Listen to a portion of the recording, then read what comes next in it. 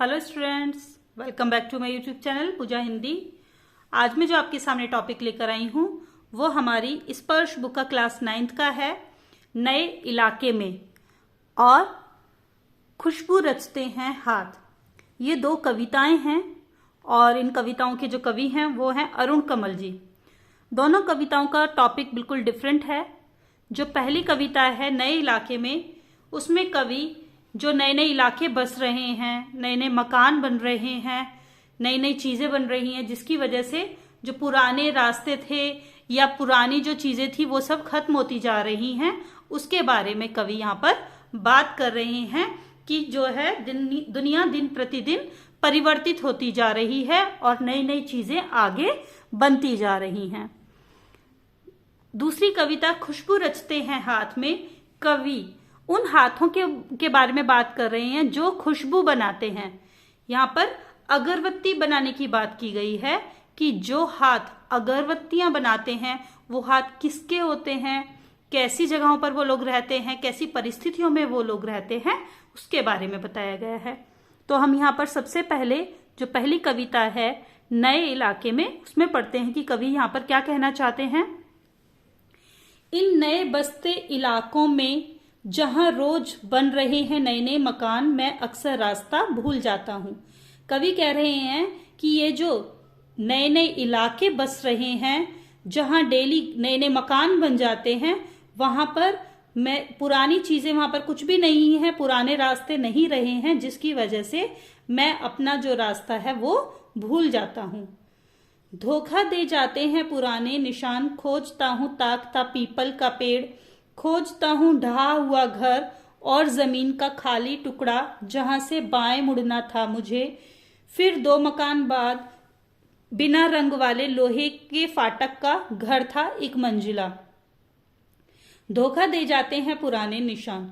कवि कहते हैं कि जो मैंने अपना रास्ता याद रखने के लिए, अपने घर तक पहुंचने का जो रास्ता था वो याद रखने के लिए जो मैंने पुराने निशान बनाए थे, वो अब वहां पर उस जगह पर नहीं है, जिसकी वजह से मैं अपना रास्ता भूल जाता हूं।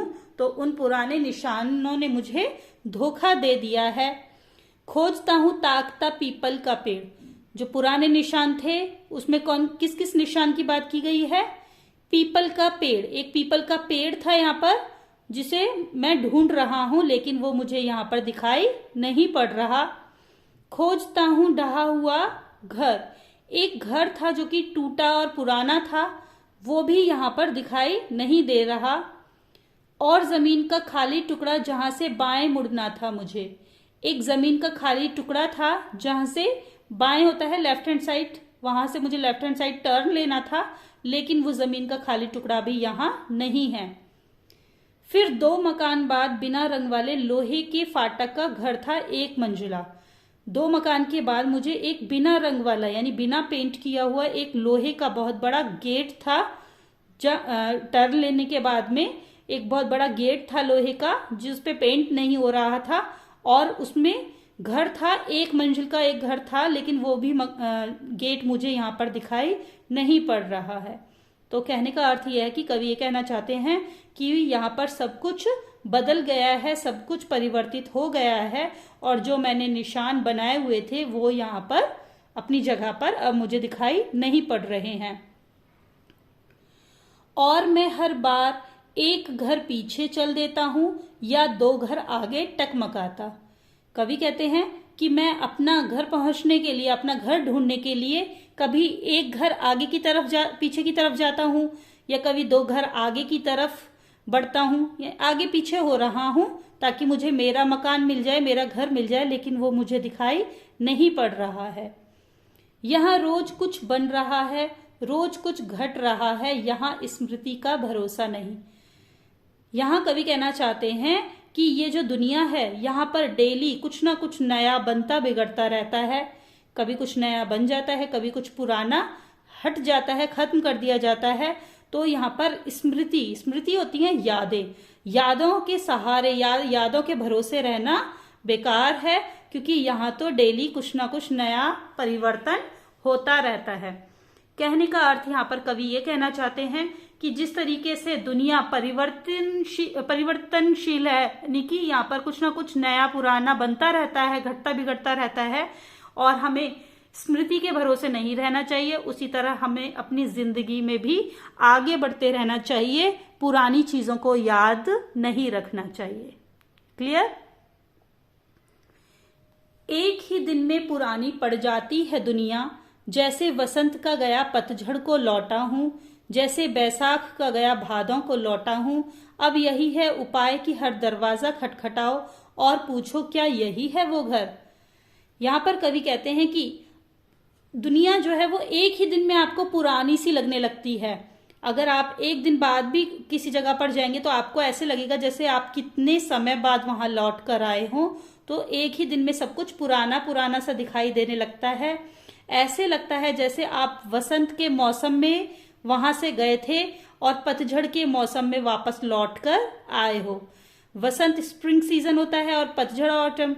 तो जैसे मौसम में कम से कम 3 से 4 महीने का गैप होता है, उसी तरीके से जब हम कहीं वापस लौट कर आते हैं तो हमें ऐसे लगता है कि हम कितने महीने बाद वापस लौट कर आए हैं। जैसे बैसाख का गया भादों को लौटा हूं, ऐसे लगता है जैसे मैं बैसाख के मौसम में गया था और भादों के मौसम में लौटकर वापस आ रहा हूं। अब यही है उपाय कि हर दरवाजा खटखटाओ और पूछो क्या यही है वो घर।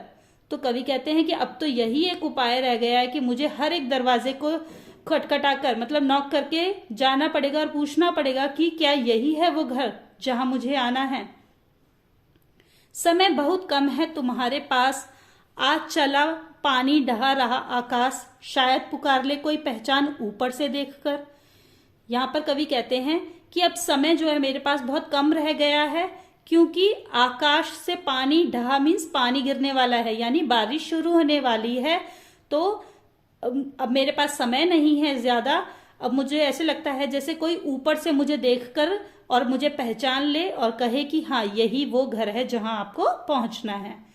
तो यहाँ पर इस वाले पैराग्राफ में कवि ये कहना चाहते हैं कि समय बहुत कम है, यानी लोगों के पास इतना समय नहीं है कि वो किसी को अपना समय दे सके, समय बिता सके। तो लोग तो आगे बढ़ते रहते हैं, आगे बढ़ते रहते हैं। उसी तरीके से हमें भी अपनी जिंदगी में आगे बढ़ते रहना चाहिए।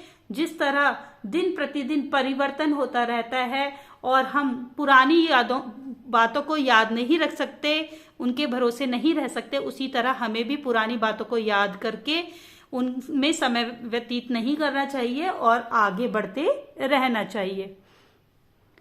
नेक्स्ट है खुशबू रचते हैं हाथ। यहाँ पर कवि उन हाथों के बारे में कह रहे हैं जो खुशबू बनाते हैं, मतलब वो हाथ जो कि अगरबत्ती बनाते हैं। वो लोग कैसे जगहों पर रहते हैं? कई गलियों के बीच, कई नालों के पार, कूड़े करकट के ढेरों के पार, बदबू से फटते जाते इस टोले के अंदर खुशबू रचते हैं हाथ, खुशबू रचते हैं हाथ। कवि कहते हैं कि कई गलियों के बीच में, बहुत सारी गलियां होती हैं, छोटी छोटी बहुत सारी गलियां होती हैं, कई नाले होते हैं आसपास में, उसके कूड़े करकट के ढेर लगे होते हैं जिनमें से बहुत गंदी बदबू, बहुत गंदी स्मेल आ रही होती है। ऐसे टोले, ऐसी बस्तियां, छोटी छोटी बस्तियां जो होते हैं स्लम एरिया, उनके अंदर रहने वाले लोगों के हाथ जो हैं वो खुशबू रचते हैं, मतलब अगरबत्तियां बनाते हैं। तो ये जो अगरबत्तियां बनाई जाती हैं जिनको जलाने से इतनी अच्छी खुशबू निकलती है, वो कहाँ बनाई जाती हैं? छोटी छोटी गलियों में, जहां आसपास नाले हैं, कूड़े करकट के ढेर लगे हुए हैं और जिनमें से बड़ी गंदी स्मेल आ रही होती है, बदबू आ रही होती है। ऐसी झुग्गी झोंपड़ियों में, ऐसी बस्तियों में रहने वाले लोगों के हाथ ही वो खुशबू रचते हैं, अगरबत्तियां बनाते हैं। उभरी नसों वाले हाथ, घिसे नाखूनों वाले हाथ, पीपल के पत्ते से नए नए हाथ, जूही की डाल से खुशबूदार हाथ। उभरी नसों वाले हाथ, कवि कहते हैं कि उनके काम कर करके हाथ जो हैं लोगों के, उन लोगों के हाथ जो हैं, हाथों की नसें वो दिखाई दे रही हैं। उभरी है मीन्स दिखाई दे रही हैं, यानी काम कर करके उनके हाथों की नसें तक दिखाई देने लगी हैं। उनके हाथों के नाखून जो नेल्स होते हैं वो भी काम कर करके घिस गए हैं। पीपल के पत्ते से नए नए हाथ, यहाँ पर पीपल के पत्ते, जो नए नए पत्ते निकलते हैं वो बड़े सॉफ्ट से होते हैं। तो यहाँ पर छोटे बच्चों के हाथों के बारे में कहा गया है कि उनके छोटे छोटे बच्चों के हाथ जो पीपल के पत्ते के जैसे होते हैं वो भी यहाँ पर खुशबू रचते हैं।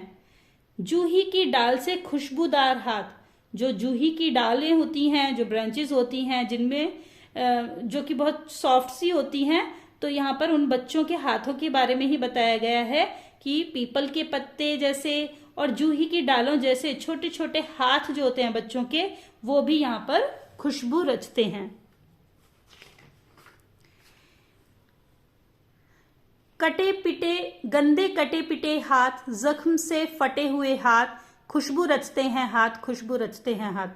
कवि कहते हैं कि जो काम कर करके हाथ गंदे हो गए हैं या कट पिट गए हैं, जख्म से फटे हुए हाथ, जिनके हाथों में जख्म हो गए हैं काम काम कर करके और हाथ फट गए हैं, खुशबू रचते हैं, वो भी खुशबू रचते हैं, मतलब वो भी अगरबत्तियां बनाते हैं। यही इस गली में बनती हैं मुल्क की मशहूर अगरबत्तियां।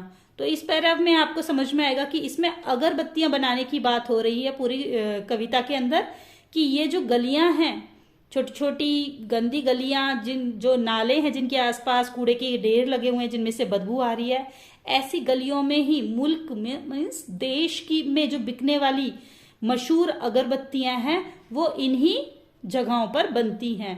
इन्हीं गंदे मोहल्लों के गंदे लोग बनाते हैं केवड़ा, गुलाब, खस और रात रानी अगरबत्तियां। मतलब ये जो गंदे गंदे मोहल्ले हैं, एरिया हैं, और वहां पर जो रहने वाले लोग हैं वो भी बहुत गंदे हैं, लेकिन वो ही गंदे लोग उन गंदे मोहल्लों में जो केवड़ा, गुलाब और खस रात रानी के जो फूल होते हैं, इनमें से बड़ी अच्छी खुशबू आती है, तो इनको मिलाकर जो अगरबत्तियां बनाई जाती हैं वो यही लोग बनाते हैं। दुनिया की सारी गंदगी के बीच दुनिया की सारी बदबू रचते रहते हैं हाथ, खुशबू रचते हैं हाथ, खुशबू रचते हैं हाथ। दुनिया की सारी गंदगी के बीच, मतलब कहने का ये है कि वहां पर इतनी गंदगी होती है चारों तरफ उनके आसपास में, दुनिया की सारी खुशबू, और लेकिन वो खुद तो उस गंदगी में रहते हैं, उन गंदी गंदी बस्तियों में रहते हैं जहां इतनी गंदी बदबू आ रही है, लेकिन वो दुनिया को खुशबू देते हैं।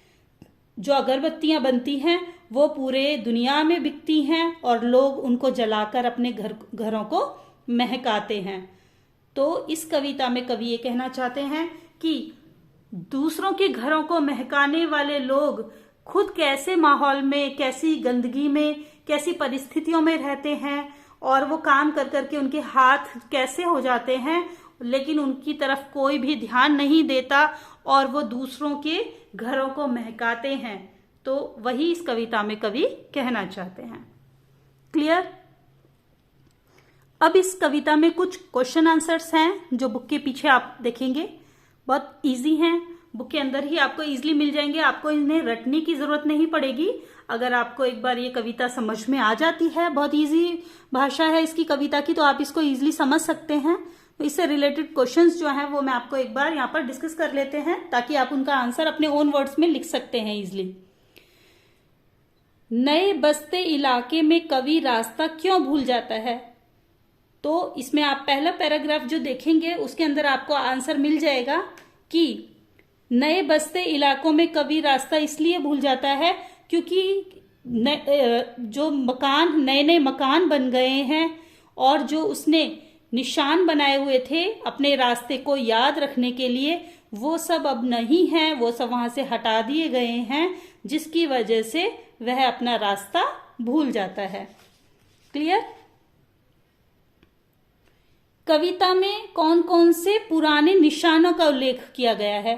तो ये मैंने आपको जब कविता में समझा रही थी मैंने बताया भी था आपको इसमें कि यहाँ पर कौन कौन से पुराने निशानों की बात की गई है।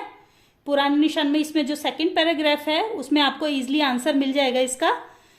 पीपल का पेड़, ताकता पीपल का पेड़, नंबर 1 पे पुराने निशान में ताकता पीपल का पेड़, ढहा हुआ घर, जमीन का खाली टुकड़ा, और क्या था यहाँ पर, दो मकान के बाद बिना रंग वाले लोहे का फाटक।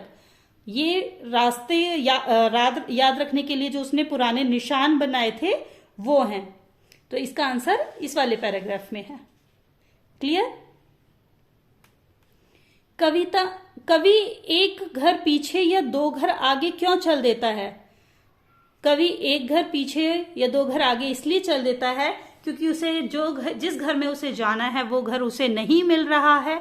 उस घर को ढूंढने के लिए वो बार बार कभी आगे कभी पीछे जाता है, क्योंकि वहां पर सब कुछ बदल गया है और उसे अपना घर ढूंढने में दिक्कत हो रही है, परेशानी हो रही है, इसीलिए वे बार बार आगे पीछे हो रहा है। क्लियर?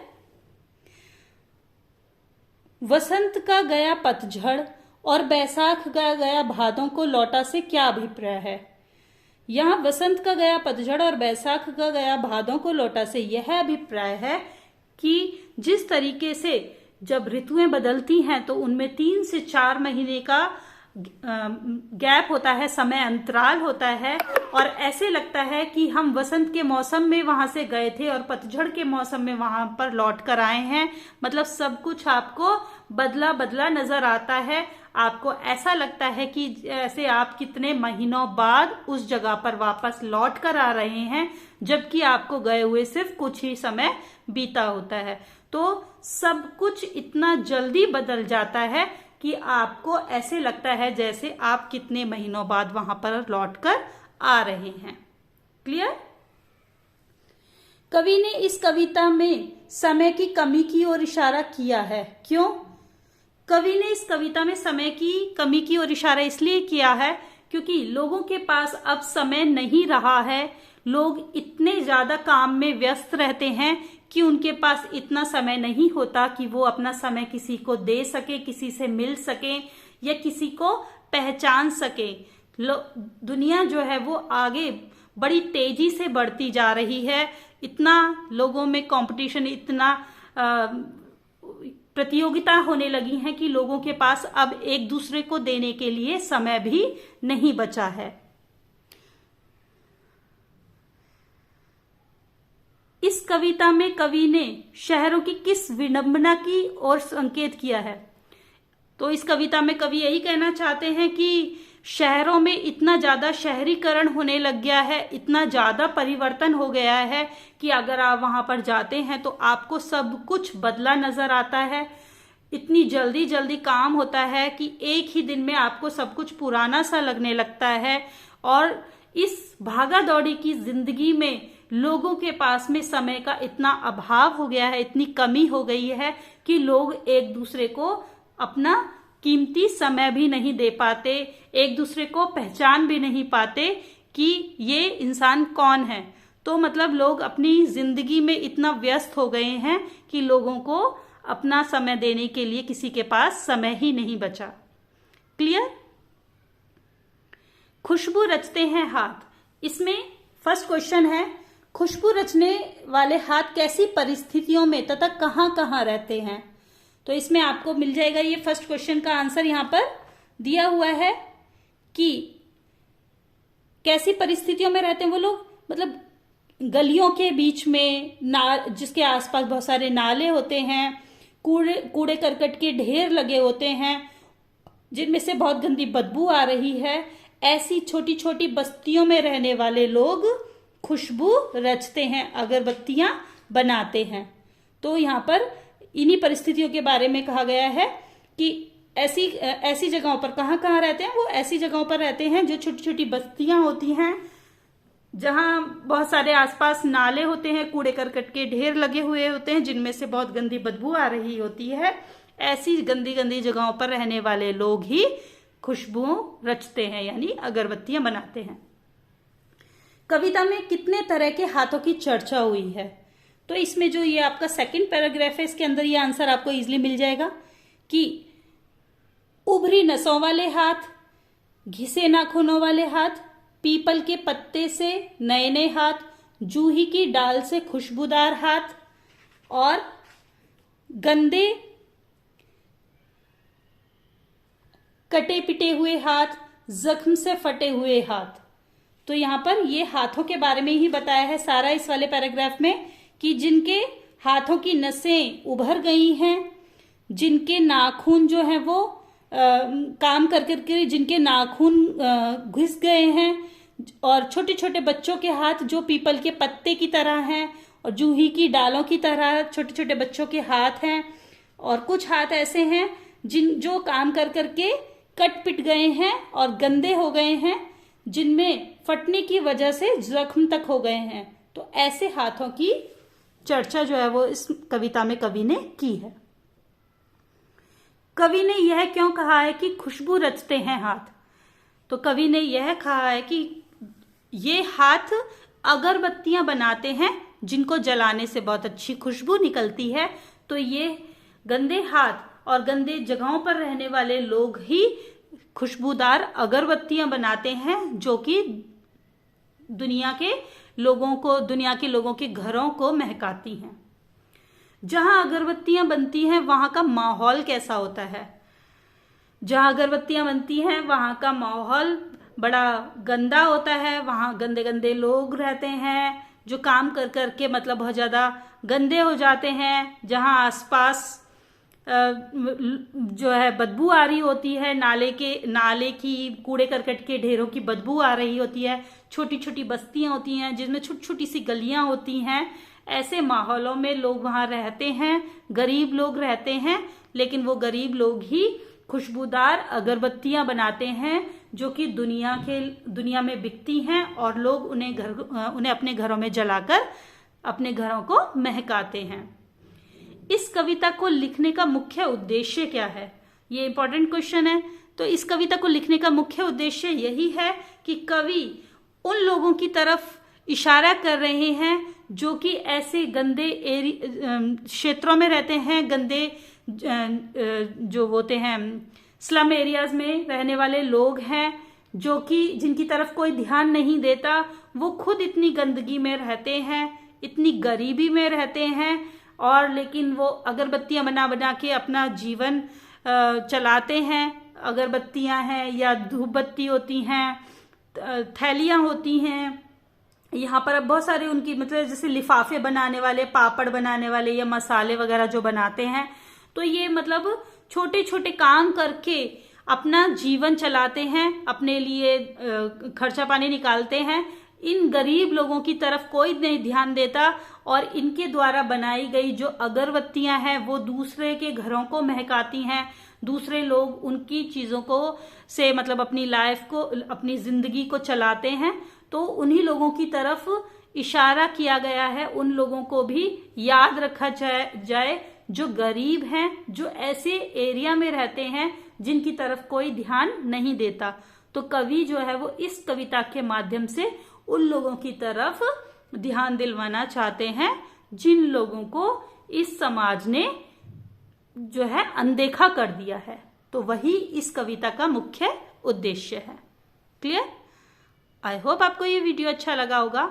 सो अगर आपको ये वीडियो अच्छा लगा तो प्लीज इसे लाइक शेयर करें, चैनल को सब्सक्राइब करें ताकि आगे आने वाली वीडियोस की नोटिफिकेशन आपको मिलती रहे। Thank you.